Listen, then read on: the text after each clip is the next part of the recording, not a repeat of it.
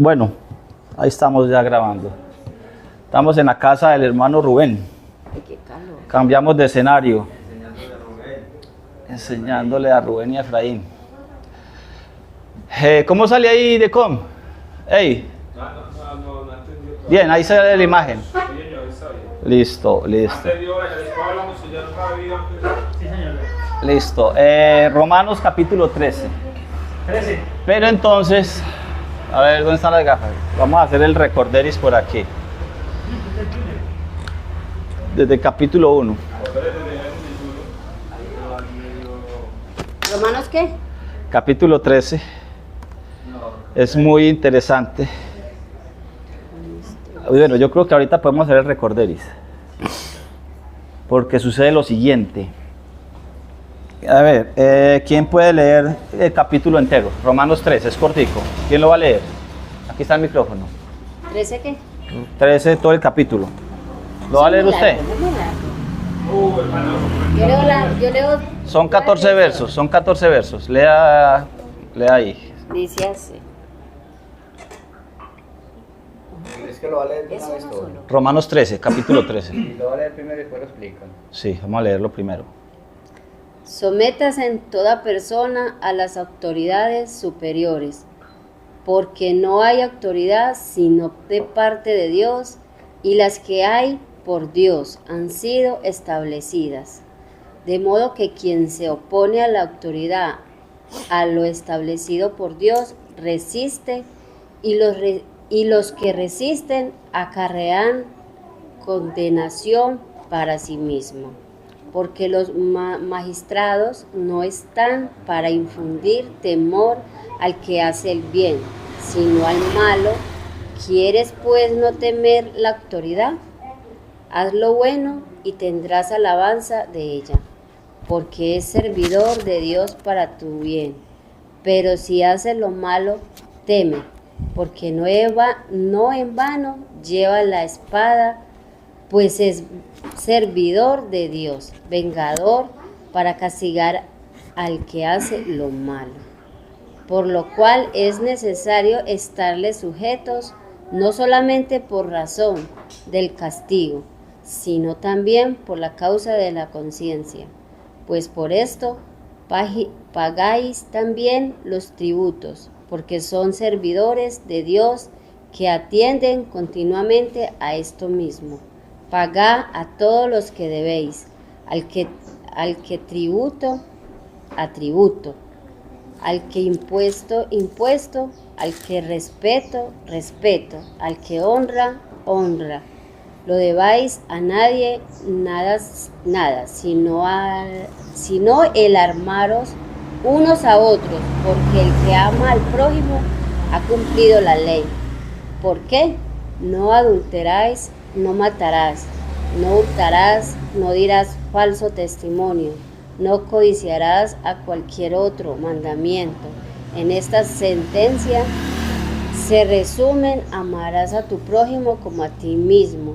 El amor no hace mal al prójimo, así que el cumplimiento de la ley es el amor. Y esto conociendo el tiempo, que es ya hora de levantarnos del sueño, porque ahora estás más cerca de nosotros nuestra salvación que cuando creímos. La noche está avanzada y se acerca el día.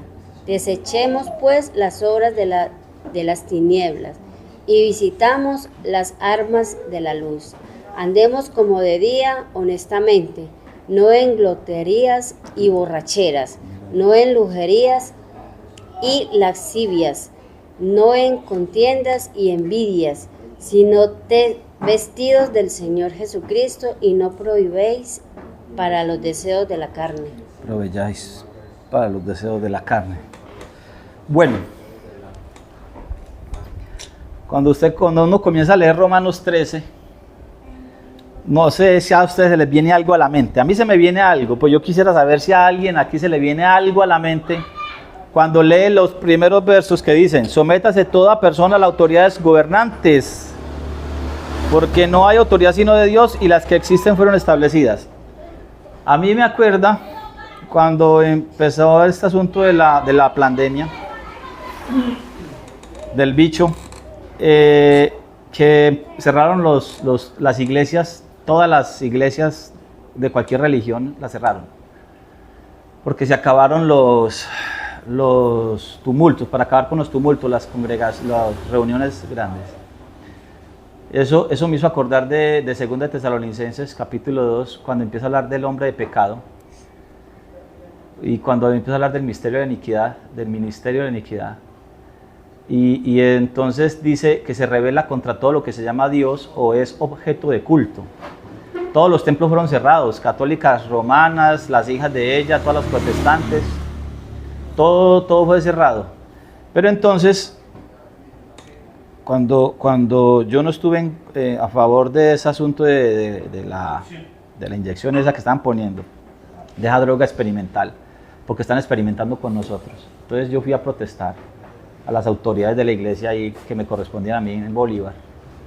Entonces me dicen que había que sujetarse a las autoridades porque ellas están decretando algo, entonces que había que vacunarse porque ellas estaban ordenando que se vacunaran, y Romanos 13 decía eso. Pero entonces, bueno, ¿a alguien se le viene otra idea cuando leen aquí, o solamente a mí se me ocurrió eso? ¿Estamos bien por ahí? No, es que le dejaba, sino que es que eso pasó. Eso pasó. Eso decían los pastores, algunos líderes. No, mira, lo que dice Romanos 13, hay que someternos a la autoridad. Eso, ajá. Eso decían, y por eso todos se hicieron vacunar, y para salir al ministerio ya es un requisito. Yo como yo Póngamelo ahí por ahí. en mi casa y ya me mandaron y que hacer Eso, entonces es eso, ¿cierto? Que sí nos pasó. Pero como que no leemos la segunda parte del verso, donde dice, primera parte, sométase toda persona a las autoridades gobernantes. Luego dice el por qué. ¿Por qué? Porque no hay autoridad sino de Dios, y las que existen fueron establecidas por Dios.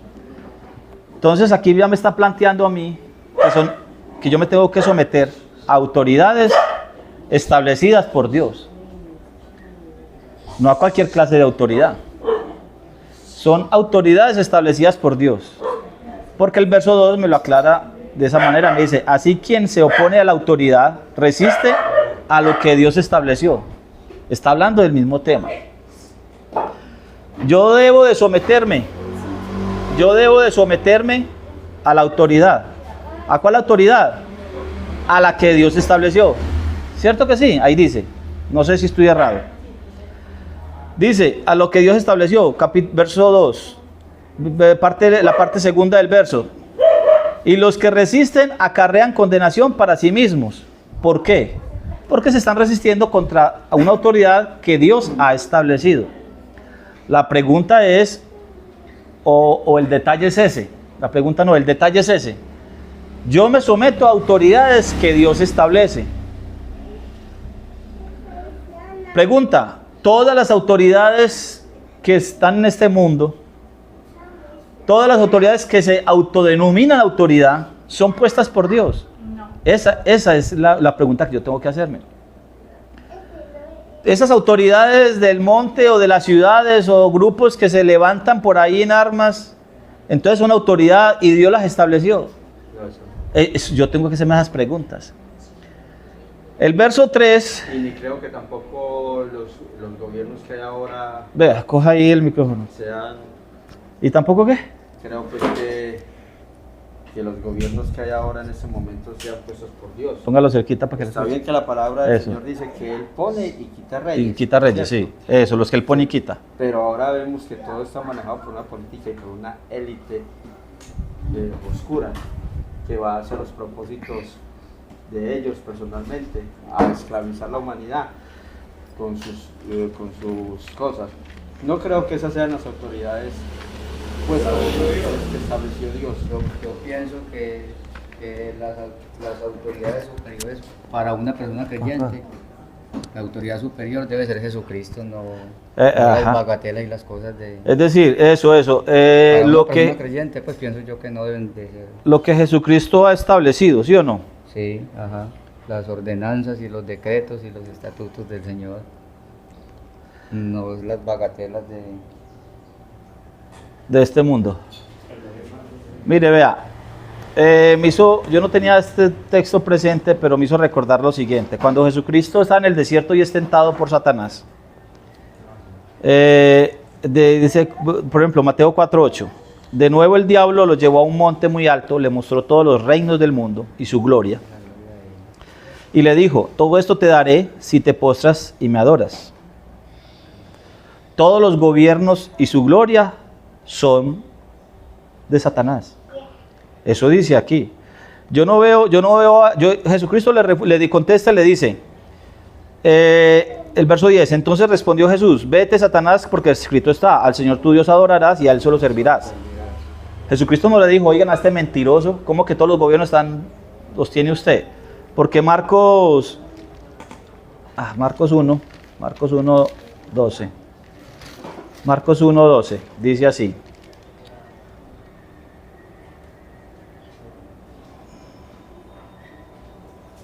No, es en Lucas. Lucas 4 es el que lo amplía más. Lucas 4:1. Dice, el verso 5. El diablo lo llevó a una altura en un monte. Lucas 4:5. El diablo lo llevó a una altura en un monte en un momento. Le mostró todos los reinos de la tierra. Y el diablo le dijo, a ti te daré todo el poder y la gloria de estos reinos, porque a mí me han sido entregados, y a quien quiero los doy. Si tú me adoras, todo será tuyo. Jesús le respondió, escrito está, al Señor tu Dios adorarás, a Él solo servirás. Luego el diablo le pone otra tentación, pero Jesucristo, Yeshua, nunca le dijo, va a estar mentiroso. Él le dijo, ¿cómo va lo que no es suyo? Eso, ¿usted por qué coge lo que no es suyo? O sea, que son de él. Si son de Él. Entonces, si a mí Pablo me está diciendo a mí que me someta a todos los gobiernos que están bajo Satanás, pero Pablo no está diciendo eso. Pablo aquí está diciendo los que son establecidos por Dios. La pregunta es, ¿cuáles son los establecidos por Dios? Y yo creo que el verso 3 nos va a ayudar en eso. Verso 3, porque los magistrados no están para atemorizar al que hace el bien, sino al malo. ¿Quieres no temer a la autoridad? Haz lo bueno y tendrás su alabanza. Ahí es donde creo yo que me está diciendo a mí algo muy importante. Voy a leer el verso 4 para que nos devolvamos.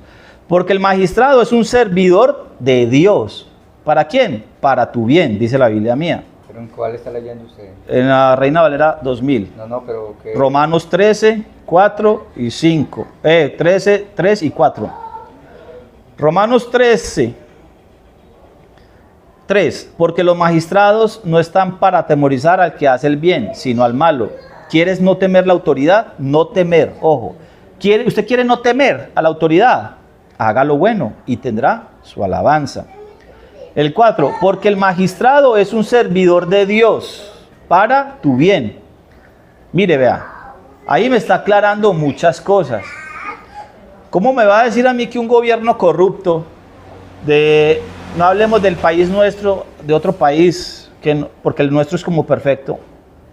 Aquí sí hay gobernantes justos. Aquí no hay ladrones, ni corruptos, ni nada de eso, y no meten gente a la cárcel que roban las cosas, y bueno, no. Aquí en Colombia no sucede eso en otros países. ¿Cómo me va a decir a mí que en otros países donde hay presidentes, donde hay expresidentes que lo meten a la cárcel, donde hay tanta corrupción? Pablo está diciendo, porque el magistrado es un servidor de Dios. ¿Cómo me va a decir a mí que un servidor de Dios se roba la plata de las comidas de yo no sé quién, de la Guajira, aquí unos carrotanques yo no sé dónde? ¿Dónde me va a decir usted a mí que Pablo está hablando de eso? ¿Cómo Pablo me va a estar diciendo que esos son magistrados que Dios puso? Yo no creo que Pablo esté refiriendo a eso. Aquí lo que Pablo está estableciendo desde el principio es gobiernos, magistrados o servidores de Dios. ¿Quiénes son estos? Los servidores de Dios. Los que tienen las leyes de Dios. Porque si son magistrados estamos hablando de leyes. Los magistrados, la palabra magistrado tiene implícito ese significado ahí, de leyes, de Torah, como diríamos nosotros. Y yo puedo sacar lo siguiente, lo voy concluyendo del verso 3. Porque el verso 3 dice, usted quiere no temer al magistrado o a la ley, Manéjese bien. haga lo bueno. Por ahí hay un texto que dice,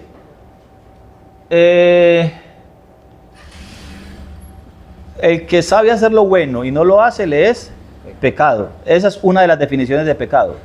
Santiago 4:17 tal vez. Santiago 4:17 me parece que es que dice, el que sabe hacer lo bueno y no lo hace le es pecado. Me está definiendo el pecado. Santiago me está dando una definición de pecado. ¿Sí es Santiago 4:13? ¿Quién lo tiene? 4:13, 4:17. ¿Quién lo tiene? ¿Quién lo lee? ¿El micrófono dónde está? Vea, yo creo que lo va a leer aquel, vea. Santiago 4:17. Pásale el micrófono para que lo lea ahí. ¿Cómo dice? El 17 nomás. Sí. Y al que sabe hacer lo bueno y no lo hace, le es pecado. Eso es. Esa es una definición de pecado. Primera de Juan 3:4. Todo aquel que peca infringe la ley. Pues el pecado es infracción de la ley. Otra definición de pecado. Otra definición de pecado está aquí, en Romanos 14:23. Porque el que come dudando se condena porque come sin fe, sin fidelidad, sin emuná. Pues todo lo que no procede de la emuná, de la fidelidad, es pecado. Todo lo que no procede de fe, de emuná, de fidelidad, es pecado. Romanos 14:23. Todo aquel que todo aquel que sabe hacer lo bueno y no lo hace, le es pecado. Usted quiere no temer a la autoridad, al magistrado, entonces haga el bien. Es decir, no peque, ¿cierto? ¿Qué es hacer lo bueno?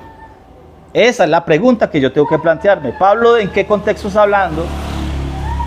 Pablo, ¿desde qué contexto está hablando de lo bueno? Porque yo puedo decir, yo le puedo preguntar a un panadero qué es lo bueno y me va a hablar desde su panadería. El concepto de bueno para un panadero no es lo mismo el concepto de bueno para un minero. Hey, estás en la buena. No es lo mismo para un minero el concepto bueno que para el panadero o para un ganadero. ¿Qué es lo bueno para un ganadero? ¿Sí o no? Un buen pasto, un buenos ríos, un buen ganado, una buena espécimen. En fin, todos tenemos algo en nuestra mente o cómo definir lo bueno. Para Pablo, ¿qué es lo bueno? Si Pablo es estudiante de las Escrituras, Pablo tiene que decirme a mí desde las Escrituras qué es lo bueno. Miqueas 6:8, por ejemplo. Yo me imagino que él utiliza las Sagradas Escrituras. Pablo le dice a Timoteo, las Escrituras, las Sagradas Escrituras, el Antiguo Testamento, porque cuando Pablo escribe a Timoteo no existe el Nuevo Testamento, existe el Antiguo Testamento nomás. Entonces Pablo llama al Antiguo Testamento Sagradas Escrituras. Miqueas capítulo 6, verso 8. ¿Cómo dice? ¿Quién tiene micrófono? Léalo pues ahí de frente del micrófono. Es que no tengo gafas.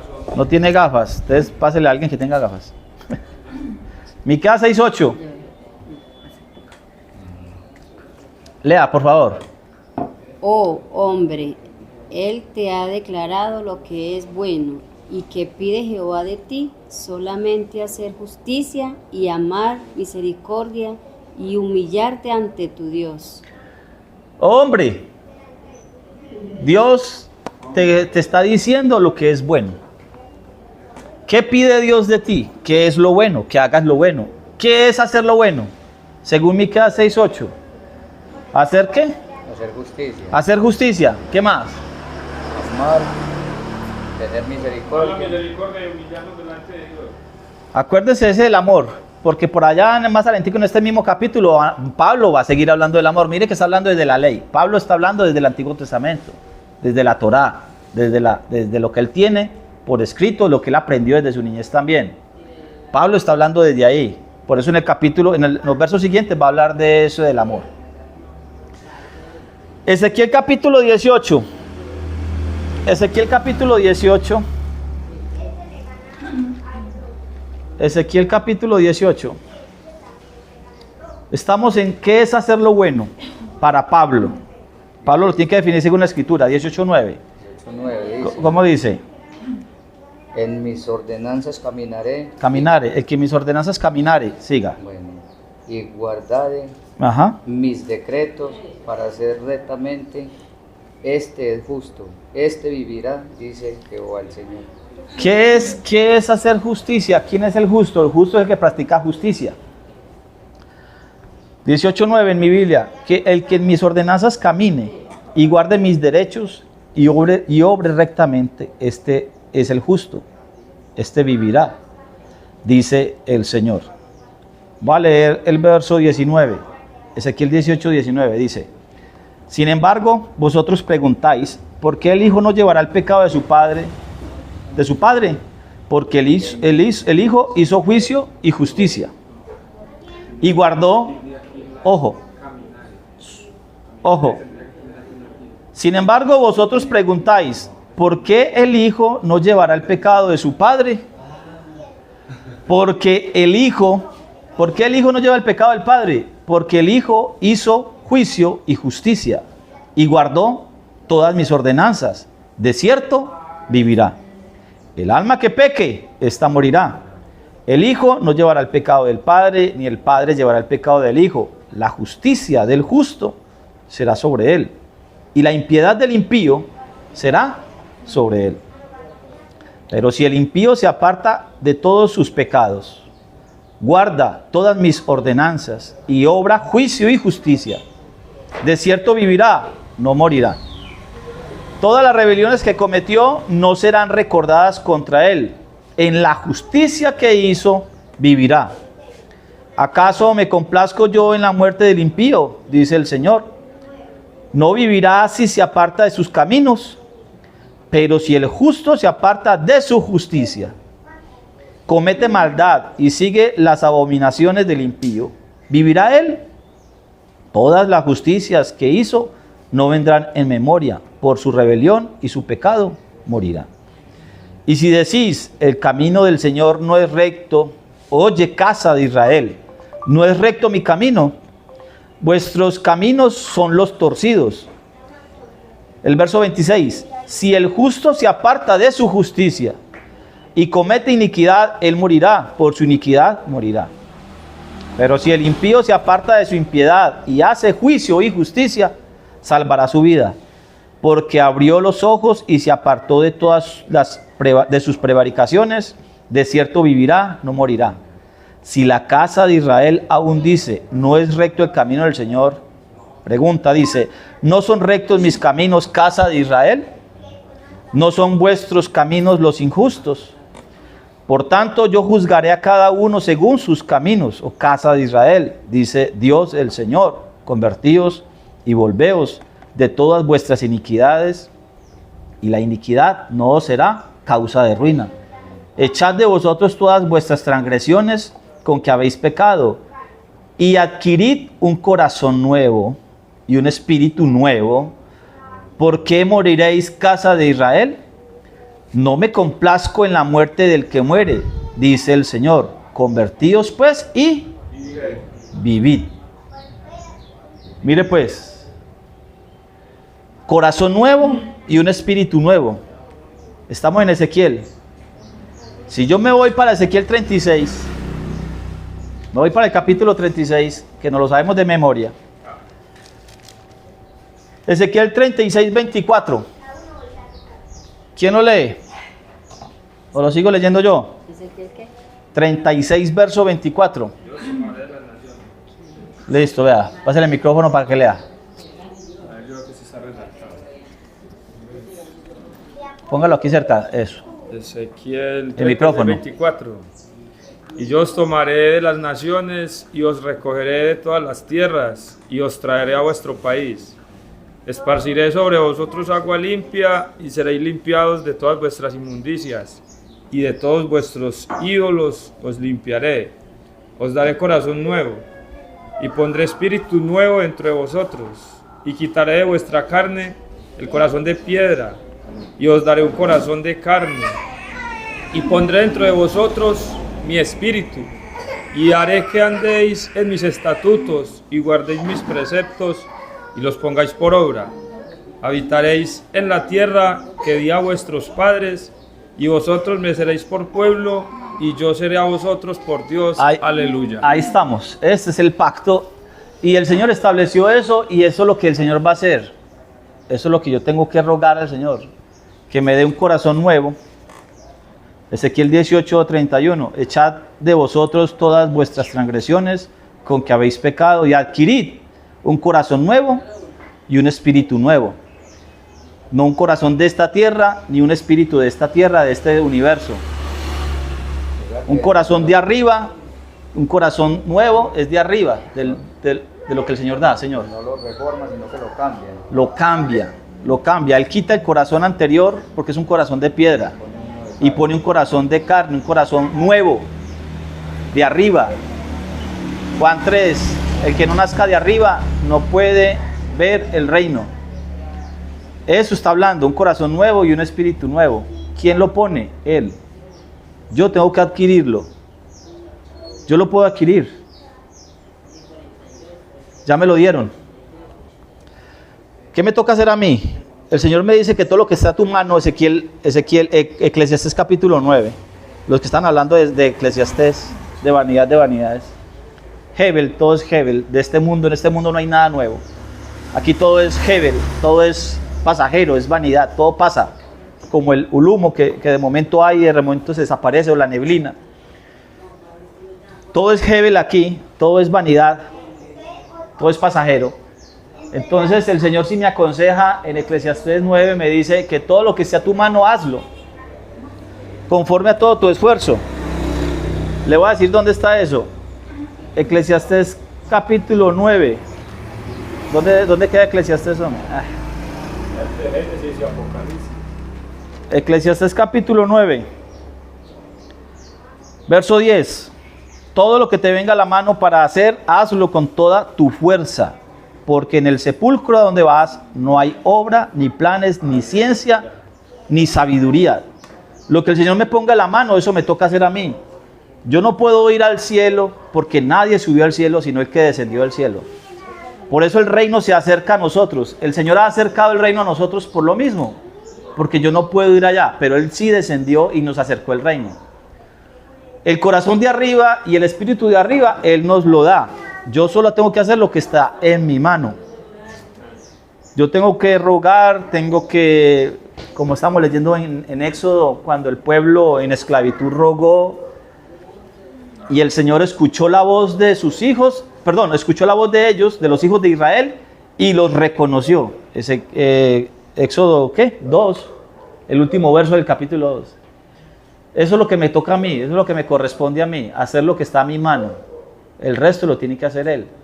Porque no es, como hemos leído en Romanos, no es del que se esfuerza, no es del que... Romanos, ¿qué? 8. Romanos 8, ¿cierto? Lo leímos, ¿se acuerdan o no? Y miró Dios a los hijos de Israel y los reconoció. Eso, ese es Éxodo capítulo 2, el último verso. Yo tengo que rogar, porque ellos rogaron, lea el anterior. Éxodo. Y oyó Dios. Al anterior. Ese. El anterior verso. Y oyó Dios. No, antes de ese. Ah, sí, ese. Lea ese. Y oyó Dios el gemido. El gemido de ellos. Eso. Y se acordó de su pacto con eso, Abraham, eso, Isaac y Jacob. Ajá. ¿Y qué pasó? Y miró Dios a los hijos de Israel y los reconoció. Eso. Dios. Eso me corresponde a mí. Eso Ezequiel está hablando, casa de Israel, hijos de Israel. Nos toca hacer lo mismo porque estamos en Egipto. El Señor nos tiene que sacar de Egipto, nos tiene que sacar ya por un desierto. Para eso es la conmemoración de Pesaj. Yo tengo que rogarle al Señor, si es que reconozco mi estado. Cuando yo reconozca mi estado, tengo que pedirle a Él que Él haga, porque yo no puedo, o sí, tal vez alguno pueda. Romanos 8, 28.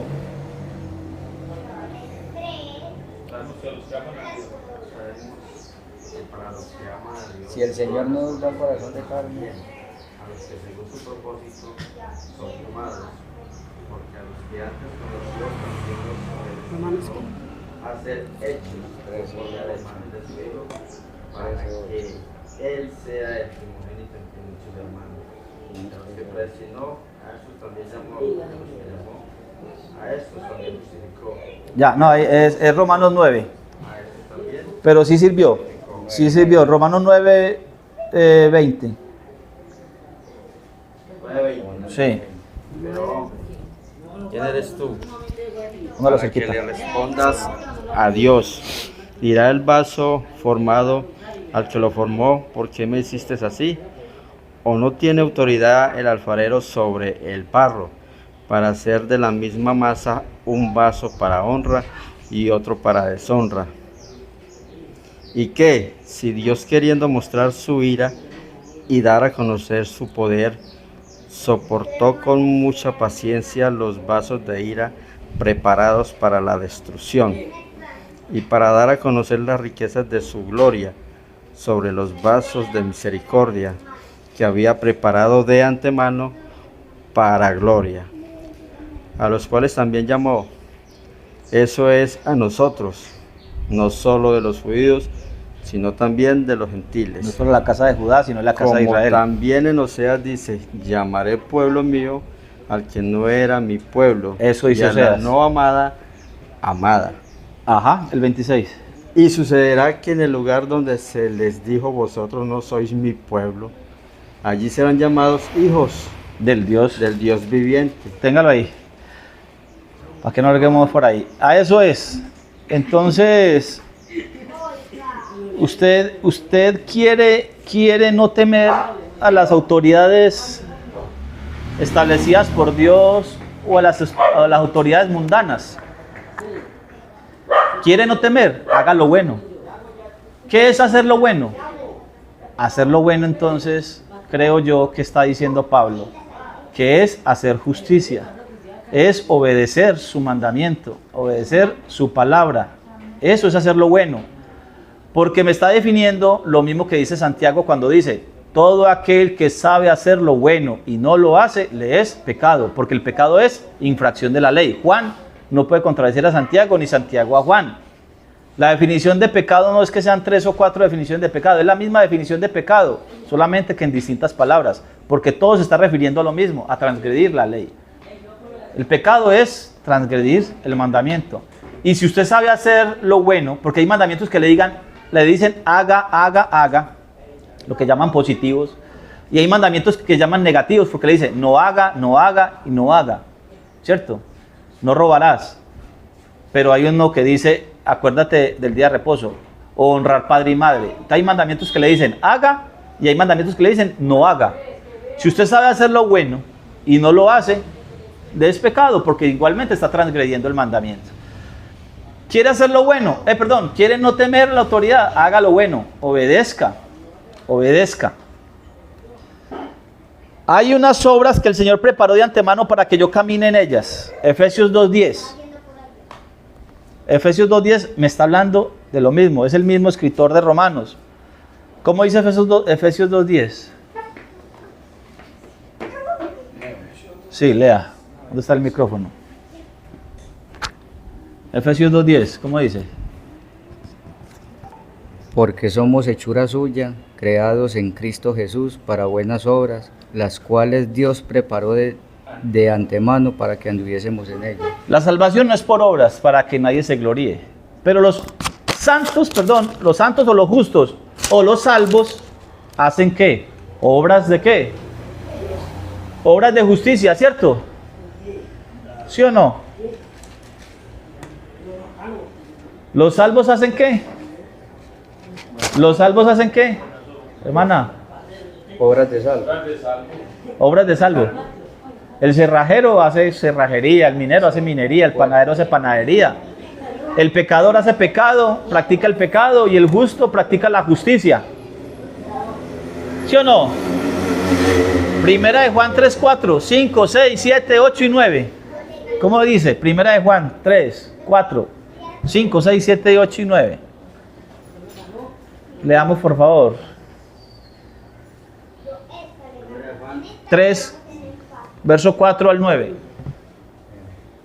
¿Cómo dice? Vea, pásele allá el micrófono, por favor. Es que llamas hermano, A mí también me olvida. Hágale ahí, lea, compañero. Romanos capítulo 3, verso 4. Todo aquel que peque tanto. comete pecado Eso. infringe también la ley, Sí, pues el pecado es infracción de la siga, ley. siga. Y sabéis que él apareció para quitar nuestros pecados y no hay pecado en él. Todo aquel que permanece en él no peca. Todo aquel que peca no le ha visto ni le ha conocido. Ajá. Hijitos, nadie os engañe. El que hace justicia es justo, como él es justo. El que practica el pecado es del diablo. Porque el diablo peca desde el principio. Para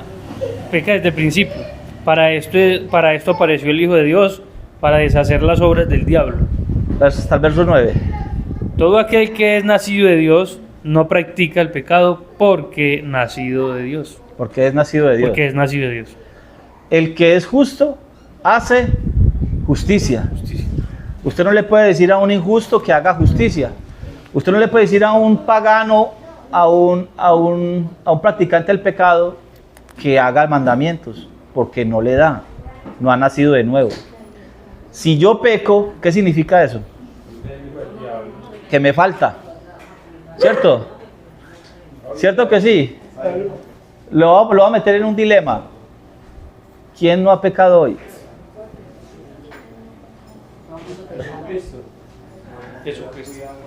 A ver, ¿quién no pecó ayer? Levante la mano. La pongo más difícil. ¿Quién va a pecar mañana? ¿Quién no va a pecar mañana? Santiago dice que el que transgrede en uno, transgrede todos. Pues dice la ley. Santiago simplemente está hablando de lo mismo.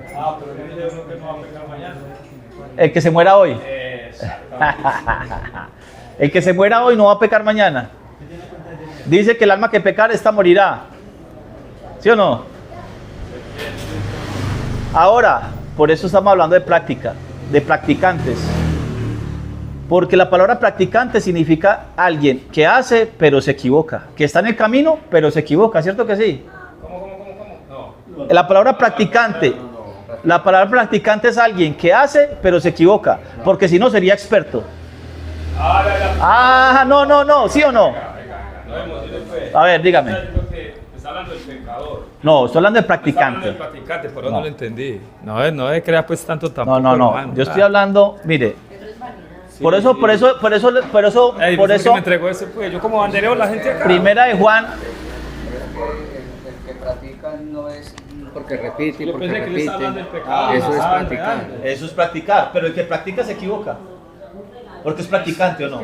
Sí. Eso es lo que yo quiero oír. El que practica se equivoca. Estamos en ese camino de la senda de la obediencia, pero en este camino Nos vamos a equivocar. nos vamos a equivocar. Entonces estamos practicando la verdad, no estamos practicando el pecado. Eso es, ese es el punto. Ese es el punto. Claro, amén, hermano Brian. La verdad. Ella es Flores. En el En hueso. la práctica la verdad nos equivocamos. A ver, hermano Flores del hueso. Ahora, mire, hay un verso que mucha gente lo utiliza. Vamos a leerlo nosotros. Proverbios 24. Proverbios 24, ¿qué? 16. Proverbios 24. Manamela, me hace un favor, prende la lucecita ahí que yo ya estoy ciego. Ya. Estos ojos se acabaron. 24:16, Proverbios 24:16. ¿Cómo dice? Porque 7 veces cae el justo. Sí. Y se vuelve a levantar. Dale ahí. Los impíos se hunden en desgracia. Porque, déjalo ahí. 24:16, ojo, vea. ¿Cuántas veces cae el justo? Porque si 7 veces. 7. ¿Cuántas veces cae el justo? 7. ¿Y cuántas veces se levanta? 7. Pero los impíos se hunden y se quedan hundidos. ¿Por qué? ¿Qué diferencia entre el justo y el impío y el injusto? ¿El que practica la justicia o el que está practicando el pecado? El que está practicando la justicia cae, claro que sí, pero se levanta. ¿Cuántas veces? 7. ¿Ese 7 es número qué? De perfección. Es de perfección. O sea, es que el justo que está buscando la perfección. Por eso está buscando la justicia de ¿quién? De Dios. Pero nosotros somos pecadores, éramos pecadores, practicantes del pecado. El Señor nos encontró, nos pasó de la muerte a la vida. Efesios 2:5, por gracia nos pasó de la muerte a la vida. Nos pasó de ser practicantes del pecado a ser practicantes de la verdad. Ahora entonces Él nos justifica. Primero nos justifica, porque éramos injustos. Entonces nos justificó. Cuando Él nos justifica, nos hace justos. Cuando yo soy justo, entonces hago justicia. Primera de Juan 3:7 tal vez. ¿Sí o no? El justo es el que hace justicia. ¿Porque es justo en sí mismo? No, porque el Señor lo justificó. Por gracia. Por gracia. Efesios 2:5. Pasó de ser practicante del pecado a ser practicante de la verdad. ¿Se puede equivocar? Sí. Pero vuelve y se levanta. Pero el impío que no está practicando la verdad se hunde y se hunde y se hunde. Si hoy se emborrachó con 20,000, quiere conseguirse 40 para emborracharse con 40. Si se emborrachó con 2 millones de pesos, quiere conseguirse 10 porque siempre hay un licor más caro. Si el que está en el parque allí, los chirrincheros se emborrachan con alcohol etílico que compran en la farmacia, pero cuando el rico se quiere emborrachar, el mafioso se quiere emborrachar, entonces consigue botellas de 1 millón, de 2 millones de pesos, pero siempre va a haber, ¿cierto? Y se hunde más. Eso, bueno, entonces usted sabe más que yo. ¿Usted nunca compró ojos de cuerno? No, no alcancé allá. Oiga pues,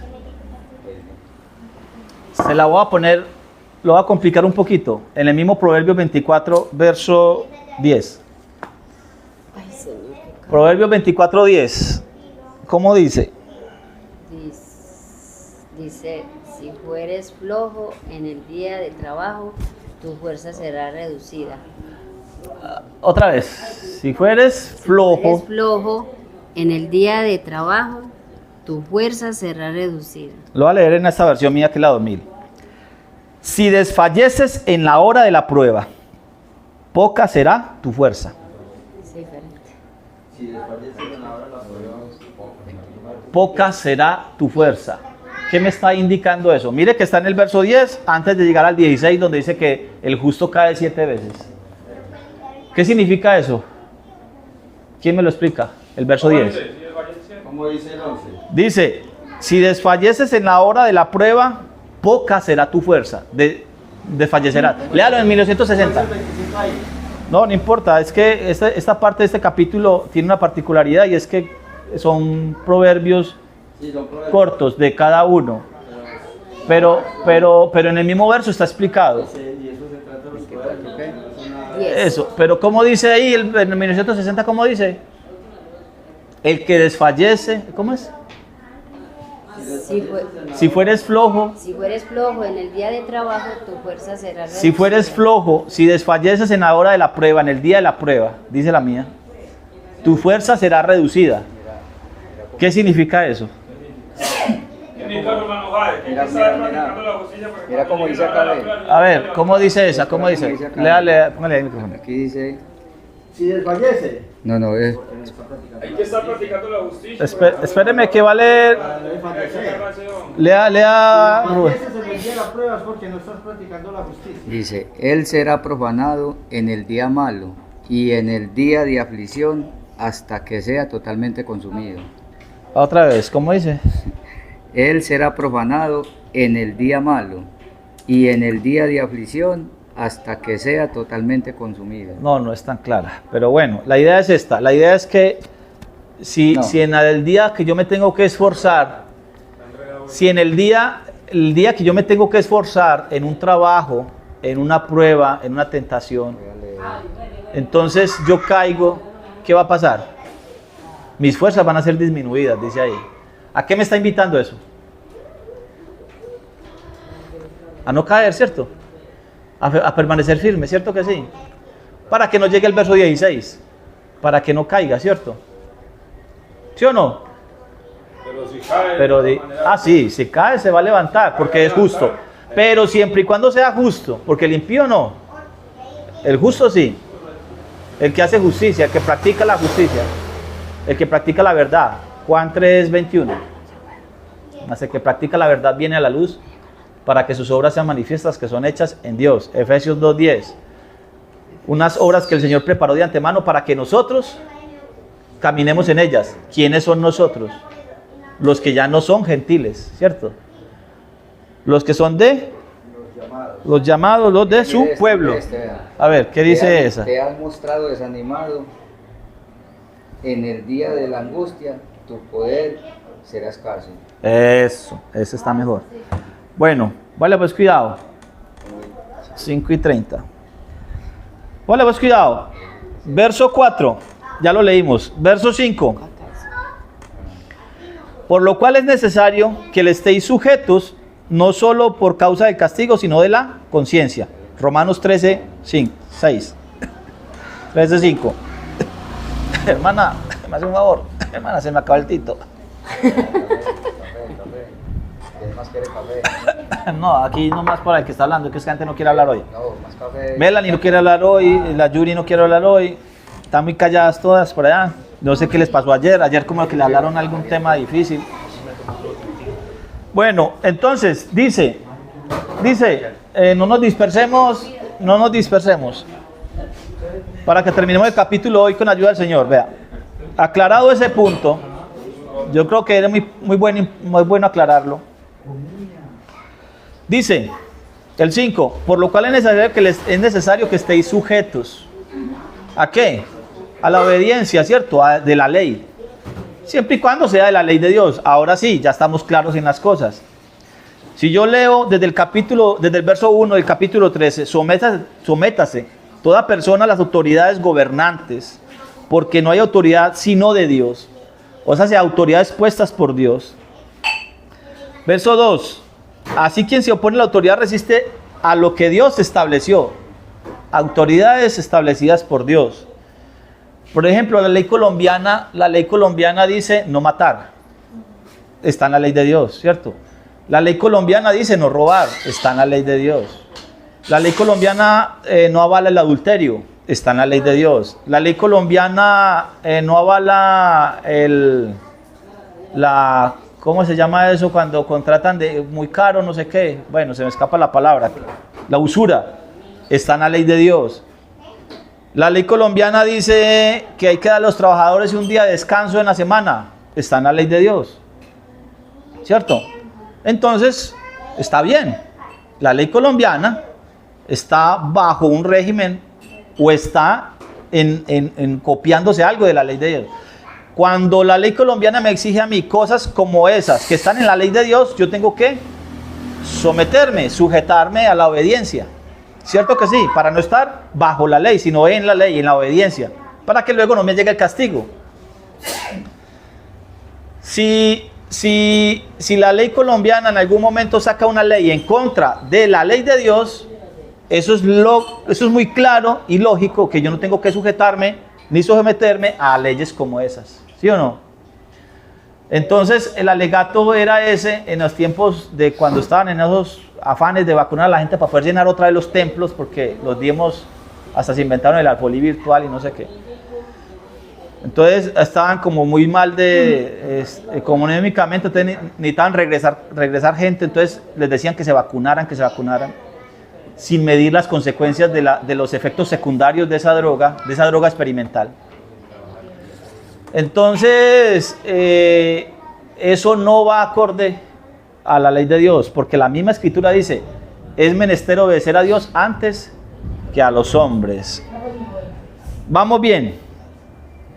Verso 6, por eso pagáis también los impuestos. ¿Quién no paga impuestos aquí? Todos pagamos impuestos. Cuando usted compra una libra de arroz, está pagando el impuesto, está pagando IVA. Los que tienen casa propia tienen que pagar predial. Los que pagan energía, agua, tienen que pagar impuestos de esa agua, de esa energía. Para eso pagan impuestos, porque las autoridades son funcionarios de Dios, siempre y cuando sean de Dios, que dedican todo su tiempo a su oficio. Pagad a todos lo que debéis. Al que tributo, tributo. Al que impuesto, impuesto. Al que respeto, respeto. Y al que honra, honra. Estas canas, por ejemplo, no son en vano. Entonces hay que respetar las canas. Por ahí hay gente que a veces no tienen barba ni nada, pero no tienen ni canas, pero tienen que respetar las canas de la barba, aunque sea, de la chivera. Porque es que a veces toca regañarlos y todo, bueno. Entonces, verso 8, no debáis a nadie nada, hermanos de esta congregación de los hijos de Israel, Maranata, Segovia, Antioquia. ¿Ve? Iglesia Bíblica El Camino, Segovia. Congregación de los hijos de Israel, Maranata, Segovia. Listo. Hermanos de esta congregación, no debáis a nadie nada, sino amaos unos a otros. Si le tengo que deber a alguien de aquí, solamente le debo deber amor. ¿Por qué? Dice aquí, verso 8, amaos los unos a los otros, porque el que ama al prójimo cumple la ley. Ojo. Ay, es que el Señor dice que yo tengo que amar a mi prójimo y con eso ya cumplir la ley. No. Lo que está diciendo Jesucristo, lo que está diciendo Pablo aquí y Jesucristo en Mateo, Marcos, Lucas y Juan, cuando habla de amar a su prójimo, está diciendo que es consecuencia de obedecer la ley. Es decir, cuando yo estoy preparando, a ver, a mí me pagan cada 8 días, me pagan a consecuencia de que yo trabajé. El compañero aquí hace una ventana, va y la pone y recibe un pago a consecuencia de. ¿Sí o no? Cuando Pablo dice, porque el que ama al prójimo cumple la ley, le voy a seguir leyendo.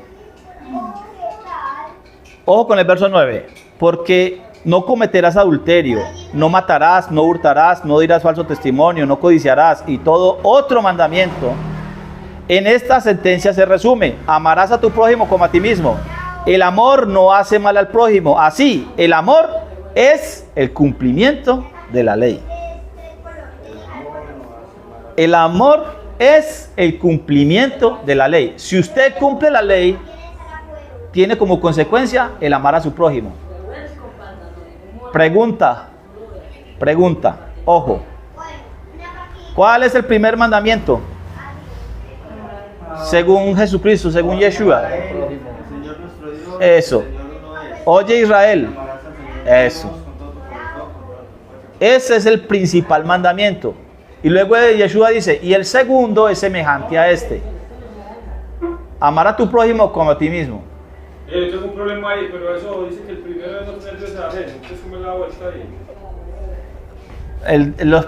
El primer mandamiento de los decálogo, de las 10 palabras. Éxodo 21 comienza diciendo, estas son las palabras que Jehová, habló a los hijos de Israel, diciendo, y empieza a dar. Sí, esas son las 10 palabras. Pero es que los mandamientos no comenzaron ahí. Sí, por eso estoy contestando. Yo tengo un grupo aquí. Sí. Muchachos, ¿cuál es el primer mandamiento? Tengo que preguntar según quién. Porque para mí no tener Dios ajeno es un mandamiento, aunque usted esté diciendo palabras. Sí, no, es que el decálogo hace parte de los mandamientos.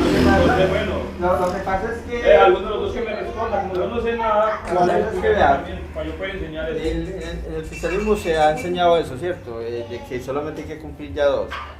Amarás al Señor tu Dios. ¿Quién ha enseñado eso?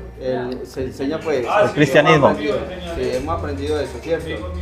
Que ya eso se resume en 2. Amarás al Señor tu Dios. Sí, el hermano Jader Maranata. Y amarás a tu prójimo como a ti mismo, ¿cierto? Entonces, el amar a Dios significa que hay que cumplir eso, amando a Dios, como yo amo a Dios sobre todas las cosas. Mira, no tengo dioses ajenos. Mire, vea. No tengo otros dioses delante de mí, solamente Él. Entonces, en el amar a Dios se cumplen los mandamientos de Dios. Pero yo digo porque le damos mucha importancia al primero, o al más importante. Bueno. Entonces, cuando le voy a enseñar, venga, el primer mandamiento es ¿cuál? Oye Israel, no. Ese es el no. Ya voy para allá, vea, mira. Voy para allá, mire. No, pero está bien, hermano Jaime. Vea, entonces es lo siguiente, vea.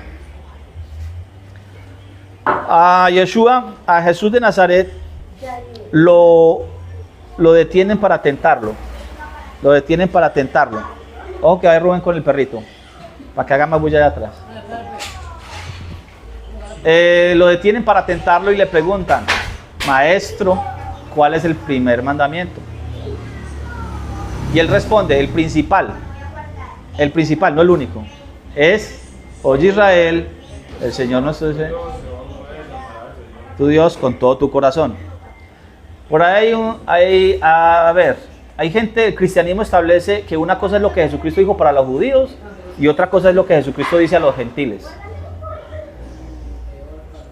Si yo me voy en esa corriente, Jesucristo para los gentiles no dijo nada. Jesucristo solamente habló para su pueblo.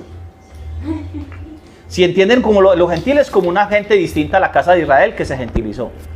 Así como el cristianismo entiende a los gentiles, allá. Cuando Jesucristo está hablando ahí, entonces yo tengo que plantearme, entonces Jesucristo está hablando con judíos, no con gentiles. Si me pongo en el juego de ellos, en el juego que ellos me ponen a mí. Que una cosa es lo que Jesucristo dijo para los judíos, otra cosa es lo que dijo para los gentiles. Primera cosa, Jesucristo nunca dijo nada para gentiles. Solamente habló para su pueblo, para los de la casa de Judá y para los de la casa de Israel. La casa de Israel que está gentilizada, pero son gentiles distintos a los demás. Pero estos cristianos se establecen entre gentiles, unos gentiles de una iglesia nueva. Ahora, si yo sigo en ese mismo ámbito, en ese mismo juego de ellos, entonces Jesucristo le está diciendo a los judíos: oye Israel, el Señor nuestro Dios. Está diciendo, la palabra es: oye Israel. Ahí no está diciendo: oigan segovianos, oigan colombianos, oigan franceses. No, ahí está diciendo: oye Israel, el Señor nuestro Dios. Entonces ese mandamiento es para su pueblo, que se llama Israel. Se compone de 12 tribus. Entonces él está determinando algo. ¿Qué está determinando él? La autoridad que tiene como maestro, porque lo están tentando y le están diciendo rabí, pero le dicen rabí como por tentarlo. Es decir, como a veces le llaman a alguien, por ejemplo, Adolfo Reyes, en la esquina de Adolfo Reyes no se llama Adolfo Reyes. Rodolfo Reyes. No es de apellido Reyes. ¿Qué apellido es ese señor? Giraldo. ¿Sí o no? No es Reyes. Pero ¿sabe por qué lo pusieron Reyes? Porque cuando llegaban al pueblo, Esbesti y todo eso, se creían los reyes del pueblo. Entonces los reyes, llegaron los reyes, sarcásticamente. Y así se quedó Rodolfo Reyes, pero el apellido de él no es Reyes. Eso es anécdota de Segovia. Pero al hermano también le dicen nomás Reyes. Giraldo, ¿no todavía aquí quiere ser millonario? Me preguntan. Eso, bueno. Entonces a Jesucristo lo están tentando y le están diciendo sarcásticamente maestro, y él les va a contestar como maestro. Y entonces plantea desde la base sólida. Y la base sólida es esa, Deuteronomio 6:4. Oye Israel, el Señor, y amarás al Señor tu Dios con todo tu corazón, con todas tus fuerzas, con todos tus bienes. Porque él está recitando el Shema. Y el Shema viene, Shema Israel, el Oye Israel, va desde el verso 4 hasta el verso ¿qué? 8 o 7, 8. Bueno. Tu hermana Cátigo me enseña que el primero es: no tendrás Dios. Tu hermana Cátigo. Listo. Yo estoy contestando desde lo que contestó Jesucristo. ¿Por qué Jesucristo está planteando el principal mandamiento?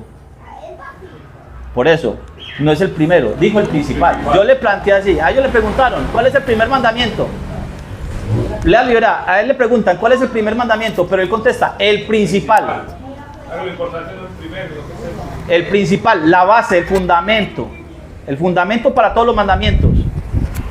El principal, el que arranca. El que le da la base. Amarás al Señor tu Dios con todo tu corazón. Cuando usted ama al Señor su Dios, usted obedece. Se lo puede poner hacia arriba o lo puede poner hacia abajo. Cuando usted lo ama, usted obedece todos sus mandamientos. ¿Y dónde termina? Con el siguiente. ¿Con cuál? Amarás a tu prójimo como a ti mismo. Porque si usted ama a su prójimo, cuando usted cumple la ley, es porque está amando a su prójimo. Y los encerró. Los encerró en 2. Y se acuerda que aquí hemos estado hablando de lo mismo, de 2 que se vuelven uno solo. Es un solo mandamiento. El mandamiento es uno solo. ¿Cuál? Amar al Señor. Amar, el amor. Pablo lo estableció ahí. El amor, esa ejad, esa unidad, ¿qué es el amor? Comienza con el amor a Dios. Asunto aquí, pregunta, ¿de dónde nace el amor a Dios? ¿Dónde nace? ¿En qué parte de este deber cardeño nace el amor a Dios? De la obediencia. de ninguna parte. De ninguna. De aquí de Eber Cardeño no nace. Del ser, del cuerpo. De Eber Cardeño, en su cuerpo, en su ser, en su carácter, en lo que usted quiera llamarlo, en su parte espiritual o carnal, aquí en Eber Cardeño no nace. Tiene que ser puesto de arriba, porque el amor de Dios no es aquí, es de arriba. ¿Quién lo pone? Él. ¿Sí o no? Si Él pone su amor en mí, ¿yo cómo demuestro que amo a Dios? Porque obedezco su mandamiento. ¿Y luego qué obtengo como consecuencia? Amo a mi prójimo. Entonces los encierro, ya los encerré. Ahora sí, ya estoy completo. El amor, lo hemos dicho aquí, el amor no es un sentimiento que nace aquí. El amor no nace aquí como mariposas en la barriga. El amor no nace aquí. O sea que estaríamos hablando de Ezequiel 36. Ezequiel 36 es un buen ejemplo de lo que está pasando ahí. De lo que usted está hablando. Diciendo que Él va a poner su espíritu en mí. Y haré que andéis 36, 7. 27. 27.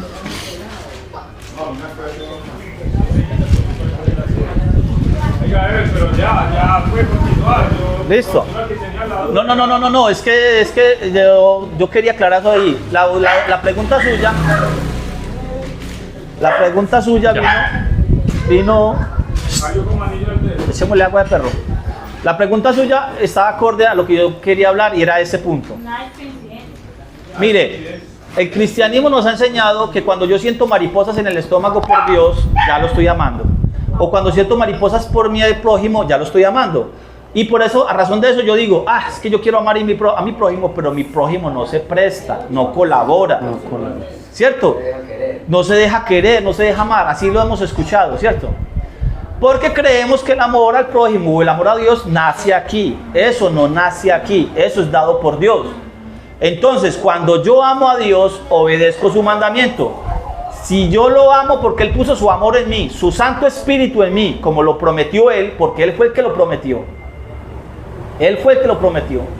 Si lo prometió Él, Él lo va a cumplir. Si me da su amor, su Santo Espíritu, yo obedezco sus mandamientos y a consecuencia de esa obediencia, dice Pablo, ama a su prójimo. Ya tengo ahora sí, el concepto lo tengo en dos manos, ya lo tengo encerrado.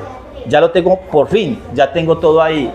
Ahora, dice Pablo, sigue diciendo Pablo, Romanos 13. Espera un momentico que el viento me volteó las hojas. Romanos 13. Voy a leer aquí. ¿Cuánto tiempo va, compañero? Hágame favor. 1 hora, 3 minutos. Listo. Vamos a terminar, si alcanzamos a terminar, gracias a Dios. Ojo, muy importante. Después de todo lo que ha pasado desde el capítulo 1 de Romanos, que yo creo que debemos de aprenderlo de memoria prácticamente. Dice, verso 11, Romanos 13, 11. Haced esto conociendo el tiempo. Ojo, haced esto. ¿Haced qué? Esto. ¿Qué es esto? Amar al prójimo. Obedecer su mandamiento, hacer lo bueno. Hace esto, conociendo el tiempo. Por eso, pero ¿qué es hacer esto? ¿Qué es hacer esto? Lo que acabo de nombrar, ¿cierto? Amar al prójimo, sí, como consecuencia de ¿qué? De obedecer su ley, su mandamiento. Del cumplimiento de la ley, del amor. ¿Cierto que sí? El cumplimiento de la ley es el amor. Si yo no tengo amor, si el Señor no puso su amor en mi vida, yo no obedezco el mandamiento. Después de plantearme esto, de hacer lo bueno, de hacer justicia, me dice, conociendo el tiempo, ya es hora de levantarnos del sueño. Pregunta, ¿con quién está hablando Pablo aquí? ¿Con incrédulos o con crédulos? ¿Está hablando con justos o con injustos? ¿Está hablando con creyentes o con increyentes? Está hablando, mire que está hablando con creyentes. Y las cartas de la iglesia, lo que se dice que ahora levantarnos del sueño, todos los clientes están como están dormidos. Pregunta, ¿quién de aquí está dormido y quién está despierto? ¿Sí o no? Pero Pablo está hablando con nosotros, está hablando con los creyentes. Porque yo no voy a ir donde la vecina, vecina, ¿usted está en el sueño? Pues ella no está aquí siquiera. Ella, ¿sí o no? A ella no le interesa esto. A ella no le interesa este tema aquí. Está hablando con gente que sabe que es estar despierto. Está hablando con creyentes que están dormidos. ¿Ah? Está hablando con creyentes que practican justicia. Está hablando con creyentes que practican justicia, pero están dormidos. Pues ahora nuestra salvación, mire que está hablando, ojo, hey, mire, escúchenme, nuestra salvación está más cerca que cuando creímos. Nuestra salvación está más cerca que cuando creímos. Está hablando con creyentes. ¿Sí? La noche está muy avanzada. El día casi ha llegado. ¿Cuál es el día? Jesucristo. ¿Cuál es el día? ¿A qué refiere Pablo con el día aquí? El día, la noche. Primera de Tesalonicenses capítulo 5, verso 1. Primera de Tesalonicenses capítulo 5, verso 1. Ábrame ahí, joven. Primera de Tesalonicenses capítulo 5. Verso 1 y 2.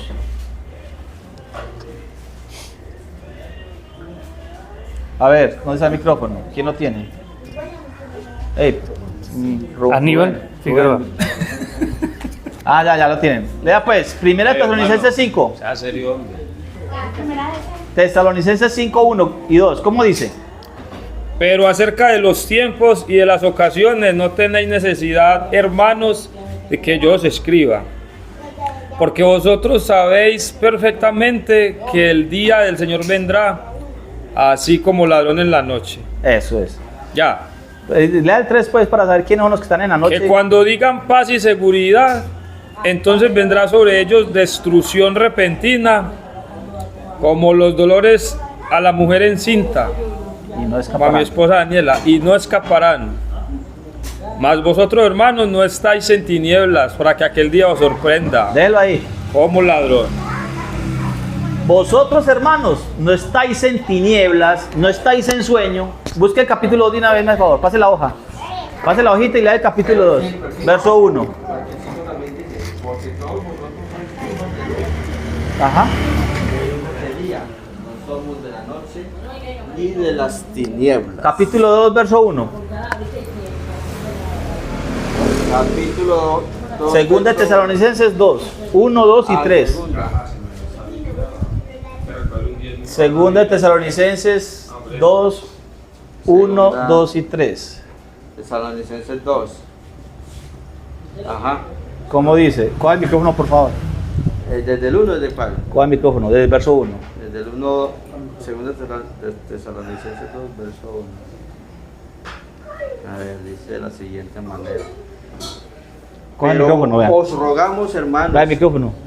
en cuanto a la venida de nuestro Señor Jesús Mesías y en nuestra reunión con Él, que no seáis fácilmente sacudidos de vuestro modo de pensar, ni os alarméis, ni por un espíritu, ni por palabra, ni por carta, como si fuera nuestra, Ajá. como el día del Mesías está cerca. Que nadie os engañe de ninguna manera, porque no vendrá sin que primero venga la apostasía y sea revelado el hombre de pecado, el hijo de perdición. Déjalo ahí, hasta ahí. Mire, ese es el día del Señor, el día de su venida. Eso está diciendo Pablo. Hermanos, la noche está muy avanzada. Romanos 13, 12. El día casi ha llegado. Desechemos las obras de las tinieblas y vistámonos las armas de luz. ¿Estamos? Míreme, escúchenme. Vean. Aló. Sí, ¿quién? Aló. Esperemos que pase algo.